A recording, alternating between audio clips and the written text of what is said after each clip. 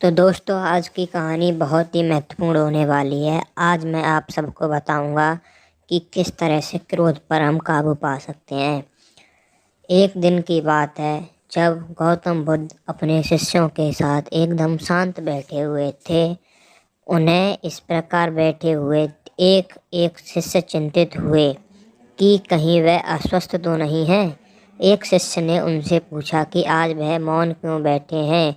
ऐसा क्या हुआ है जो आज महात्मा बुद्ध मौन बैठे हुए हैं।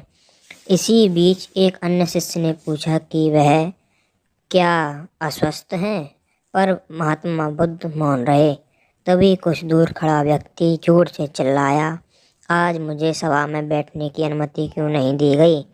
बुद्ध आंखें बंद करके ध्यान मगन हो गए। वह व्यक्ति फिर से चिल्लाया, मुझे प्रवेश की अनुमति क्यों नहीं दी गई। इसी बीच एक उदार शिष्य ने उसका पक्ष लेते हुए कहा कि उसे सभा में आने की अनुमति प्रदान की जाए। महात्मा बुद्ध ने अपनी आंखें खोली और बोले, नहीं, वह अछूत है, उसे आज्ञा नहीं दी जा सकती। यह सुनकर शिष्यों को बड़ा आश्चर्य हुआ। बुद्ध उनके मन का भाव समझ गए और बोले, हाँ, वह अछूत है। इस पर कई शिष्य बोले, हमारे आश्रम में जात का कोई भेद नहीं है, फिर वह अछूत कैसे हो गया। तब बुद्ध ने समझाया, आज वह क्रोधित होकर आया है। क्रोध से जीवन की एकाग्रता भंग होती है। क्रोधी व्यक्ति प्राय मानसिक हिंसा पर बैठता है, इसलिए जब तक वह क्रोध में रहता है तब तक अछूत होता है। इसलिए उसे कुछ समय एकांत में खड़े रहना चाहिए। क्रोधित शिष्य भी बुद्ध की बातें सुन रहा था। पश्चाताप की अग्नि में तप रहे वह शिष्य समझ चुका था कि वह अहिंसा ही मनुष्य का महान कर्तव्य व परम धर्म है।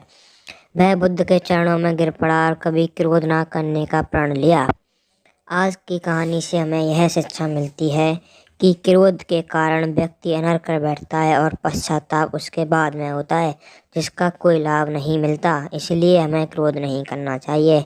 असल मायने में क्रोधित व्यक्ति अछूत हो जाता है और उसे अकेला छोड़ देना चाहिए। क्रोध करने से तन, मन और धन तीनों की हानि होती है। क्रोध से ज़्यादा हानिकारक और कोई वस्तु नहीं है। तो ये थी आज की महात्मा बुद्ध की पहली कहानी। ऐसी और कहानियाँ सुनने के लिए हमारे चैनल को अभी सब्सक्राइब करें और हमारे चैनल की बेल आइकन को दबाएं। धन्यवाद।